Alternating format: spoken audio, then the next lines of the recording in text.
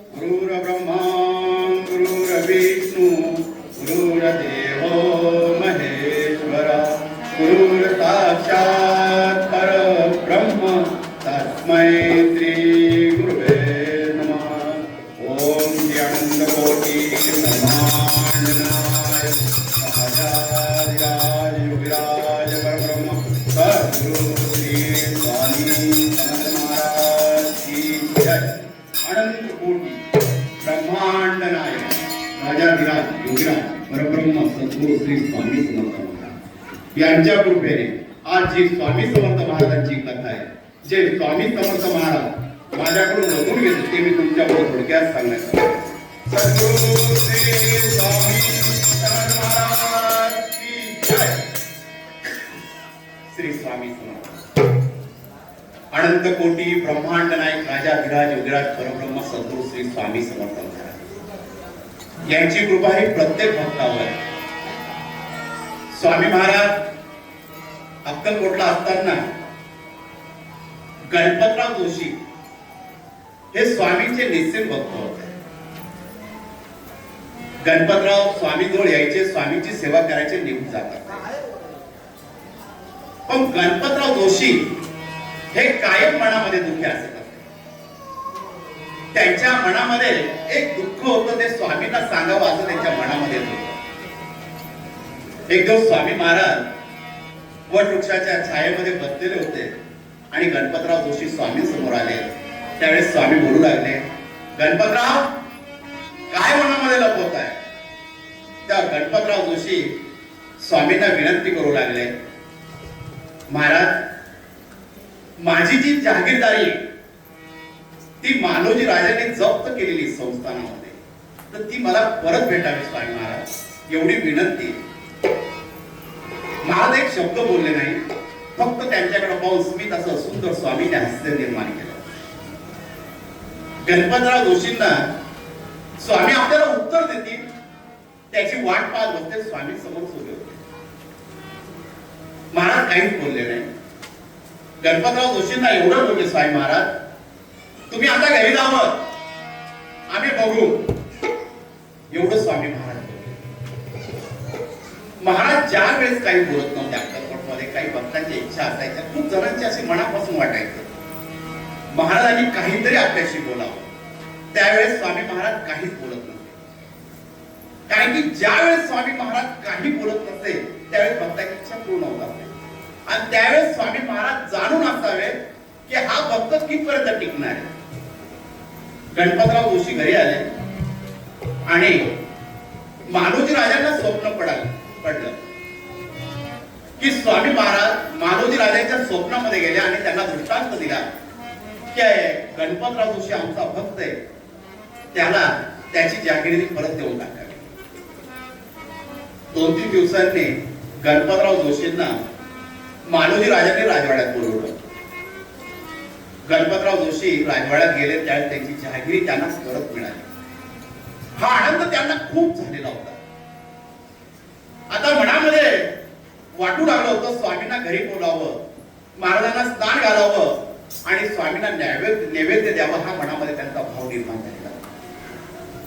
आणि इकडे स्वामींचे भक्त होते तात्या बर्वे, यांनाही वाटायचं मी स्वामींना कधीतरी नैवेद्य घेण्यासाठी माझ्या घरी स्वामी महाराज येते, म्हणून ते रोज आपल्या पत्नीला सांगत असते, महाराजांसाठी नैवेद्य बनवून ठेव, एक दिवस हा ब्रह्मांड नायक नक्की येणार आपल्या घरी आणि आपल्या घरचा नैवेद्य प्राशन करणार। हे कधी लक्षात ठेवा, भक्तीमध्ये खूप मोठी शक्ती असते। ज्याचंही भगवंताशी नातं जोडलं गेलं ना, भगवंत त्याच्या सोबत असतो।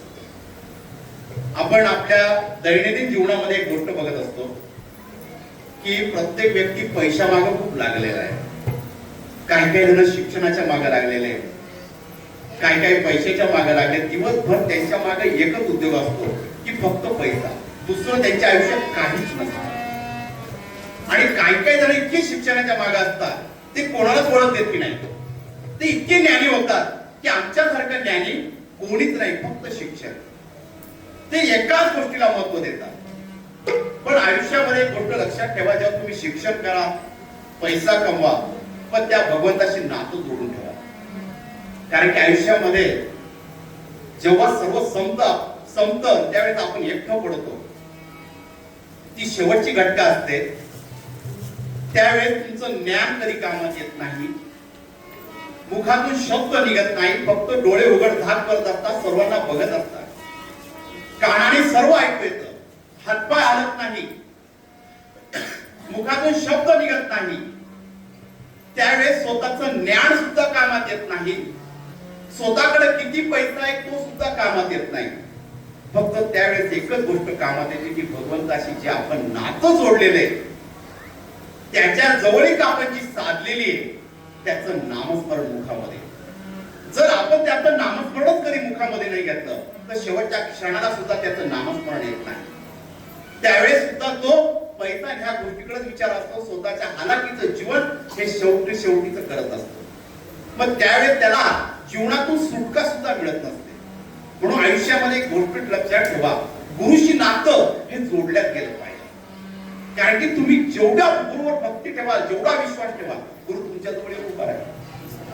कारण की ज्याचाही गुरुवर विश्वास असला तो गुरु आपल्या शिष्याला कधीच एकटं पडू देत नाही, कायम त्याला आपल्या जवळ ठेवत असतो, तो गुरु असतो. स्वामी महाराज तात्या बर्व्यांच्या मनात इच्छा जाणून होते. कारण की तात्या बर्वांचा स्वामींवर विश्वास इतका होता की स्वामी महाराज एक दिवस माझ्या घरी नक्की नैवेद्य घेण्यासाठी. गणपतराव जोशींनी पूर्ण तयारी केलेली होती. स्वामींना घरी बोलवावं म्हणून ते स्वामींना आमंत्रण देण्यासाठी महाराज बसलेले होते आणि गणपतराव जोशी स्वामींजवळ आले. सकाळची वेळ असते. गणपतराव जोशी स्वामींजवळ आल्यावर स्वामींना बोलू लागले, स्वामी महाराज तुम्ही माझ्या घरी यावं, माझ्या मनातली इच्छा आहे स्वामी महाराज, तुम्हाला स्नान घालावं, तुमची पूजा करावी, तुमचे चरण कमल माझ्या घराला लागावे आणि तुमचे चरण कमल मी धुवावे अशी माझी इच्छा आहे. आणि उद्याचा नैवेद्य स्वामी महाराज तुम्ही माझ्या घरी प्राशन करावं.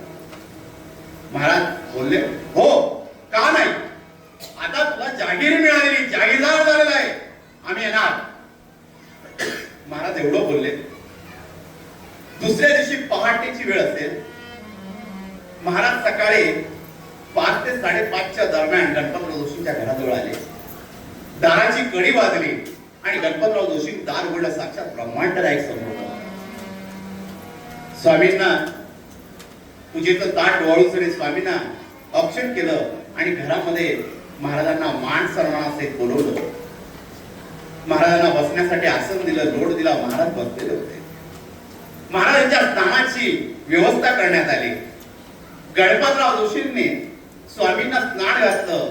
त्यामध्ये केशर चंदन सर्व स्वामींच्या स्नानामध्ये मिसळण्यात आलं आणि स्वामींचं स्नान झालं. आणि गणपतराव जोशींकडे एक महागडा एक पितांबर होता. त्यावेळेस त्या पितांबरामध्ये या गणपतराव जोशींचा खूप जीव अडकलेला होता.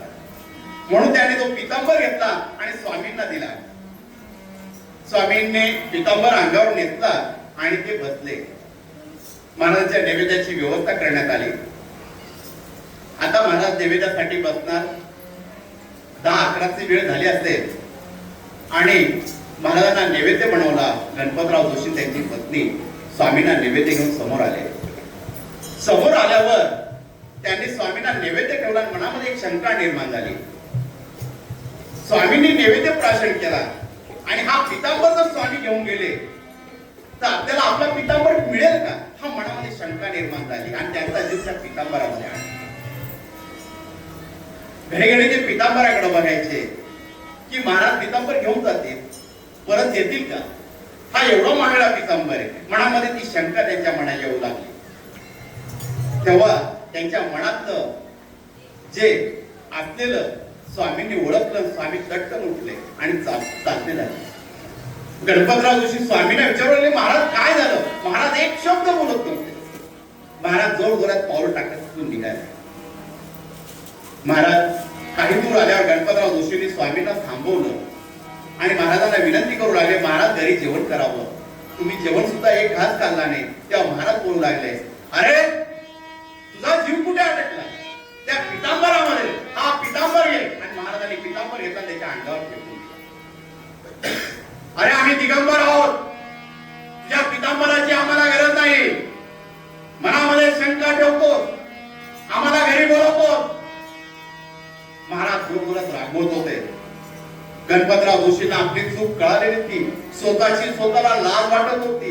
महाराजांच्या चरणांवर कोसळले होते आणि महाराज त्या दिवशी वायू वेगाने तिथून निघून गेले. गणपतराव जोशी तिथं जागे पितांबर घेऊन.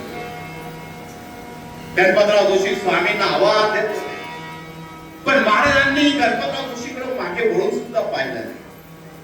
पुढे तात्यासाहेब बर्वे उभे होते. त्यांनी स्वामींना बघितलं. अरे स्वामी येत आहे. तो आनंद त्यांच्या मनामध्ये झालेला होता आणि बसतीला सांगितलं, मी तुला बोललो होतो तो ब्रह्मांड नायक येतोय. आज आपण स्वामींना विनंती करूया. दोघं नवरा बायको घराच्या बाहेर आले. महाराज समोरून येत होते. तात्यासाहेब बर्वे स्वामींसमोर गेले, हात जोडले आणि महाराजांना विनंती करू लागले, महाराज आजचा नैवेद्य माझ्या घरी प्राशन करावा. त्या स्वामी महाराज मी त्या सुंदर हप्त्यामध्ये बोलू लागले ताते बर्वेंशी, हो आज आम्हाला तुझ्या घरी जेवण करायचंय. आणि तात्यासाहेबांच्या घरी महाराज जेवणासाठी. तात्यासाहेबांनी महाराजांची यथासांग पूजा केली आणि महाराजांना नैवेद्य वाढवले. आणि इकडे गणपतराव जोशी महाराजांची वाट पाहत होते. महाराज माझ्या घरी येतील, जेवण करतील. पण महाराज त्या ठिकाणी दुःखून निघून गेलेले त्याचा त्यांना पश्चाताप होतो. महाराज कुठे गेले, काय गेले हे त्यांना समजत नव्हतं. इकडे आनंदाने स्वामी महाराज तात्या बर्वेंच्या घरी जेवण करत होते. तात्या बर्वेंनी स्वामींना घास खाऊ लागला. स्वामींनी प्रत्येक घास त्यांच्या मुखामध्ये तात्या बर्वे भरवत होते. स्वामी महाराज खात होते. सुंदर असं दृश्य तिथं निर्माण झालेलं. तात्यासाहेबांनी स्वामींचा आशीर्वाद घेतला. स्वामी महाराज वृक्षाच्या छायेमध्ये येऊन बसलेले होते. महाराज एक शब्द बोलत होते. इकडं गणपतराव जोशी स्वामींचा शोध घेत होते. स्वामी कुठे गेलेले त्यांना दुःख झालेलं होतं. ते पितांबर घेऊन सगळे स्वामींच्या वटवृक्षाच्या छायेमध्ये आले. स्वामी महाराज बसलेले होते आणि स्वामींना विनंती करताय, स्वामी मी चुकलो. त्यावेळेस स्वामी महाराज एक शब्द कधी बोलले नाही. आणि त्या दिवसापासून स्वामी महाराज गणपतराव जोशींच्या घरी कधीच गेले नाही. त्या दिवसापासून गणपतराव जोशी आणि स्वामींचा कधीच संवाद झालेला नाही. ज्यावेळेस भक्ताच्या मनामध्ये अशी शंका निर्माण होते गुरुबद्दल, त्या गुरु हा रागवल्या जातो. असं कथेमध्ये सांगण्यात आलेलं आहे की गणपतराव जोशी ज्यावेळेस घरी गेले, पितांबरामध्ये त्यांचा जीव अडकला, त्यावेळेस स्वामी महाराज बोलले होते, घरी तुझं वाट पाहतोय. आणि त्यावेळेस त्या पितांबर ज्या ठिकाणी महाराजांचा ठेवण्यात आला त्या ठिकाणी पिवळा धमक एक नाग बसलेला होता आणि तो गणपतराव जोशींची वाट पाहत. त्या ठिकाणी गणपतराव जोशींचा मृत्यू झालेला आहे. तो नागाने दंश केलेला आहे आणि गणपतराव जोशी तिथं पडलेले आहे. आणि त्यावेळेस त्यांची पत्नी स्वामी जवळ आली आणि स्वामींना विनंती करू लागले, स्वामी महाराज माझं कुंकू का घेऊन चालले? स्वामी महाराज माझं सौभाग्याचं लेणं आहे. महाराज एक शब्द बोलत नव्हते. आणि गणपतराव जोशींची पत्नी स्वामींकडे दया करत होती. महाराजांकडे क्षमा मागत होती. आपल्या पतीकडून झालेली चूक ती स्वामींना सांगत होती. महाराज गणपतराव जोशींच्या घरी गेले नाही, पण महाराज आपल्या हातामध्ये जी उदी होती ती उदी गणपतराव जोशींच्या पत्नीच्या हातामध्ये दिली आणि आपल्या पतीला लावण्यासाठी सांगितली. आणि ती उदी गणपतराव जोशींच्या मस्तकाला लावण्यात आली. गणपतराव जोशी तिथे उठून बसलेले होते. स्वतःची चूक कळलेली होती. महाराजांनी क्षमा केलं का नाही केलं हे त्यांना समजत नव्हतं. त्या ठिकाणी दोघे जण स्वामींबद्दल विचार करत होते. महाराज बसलेले होते. गणपतराव जोशींना स्वतःची लाज वाटत होती. पितांबरामध्ये जीव अडकलेला होता आणि गणपतराव जोशी यांना त्यांची पत्नी परत स्वामी समोर घेऊन आली आणि त्या गणपतराव जोशींनी स्वामींजवळ माफी मागितली, स्वामी मला क्षमा करा, तुमच्या लेकराला क्षमा करा. त्यावेळेस गुरुमध्ये एवढी शक्ती असते की आपला भक्त जर चुकला तर त्याला जवळ घ्यायचं काम हे गुरुच असतं. स्वामी महाराजांना गणपतराव जोशींची दया आली. त्यांनी त्यांना जवळ घेतलं आणि एकच आशीर्वाद दिला, गुरुला काही देण्यासाठी मनामध्ये आणतो आपण, पण त्यावेळेस सुद्धा आपल्या मनामध्ये शंका निर्माण होते, आपल्याला परत भेटेल का नाही. आपण जे गुरुला दान देण्यासाठी असतो त्यामध्ये आपला जीव आठवायचं काम आपण कधीच नाही केलं पाहिजे. जे भगवंताला दान दिलेलं आहे ते देऊन आपण विसरून जातो काय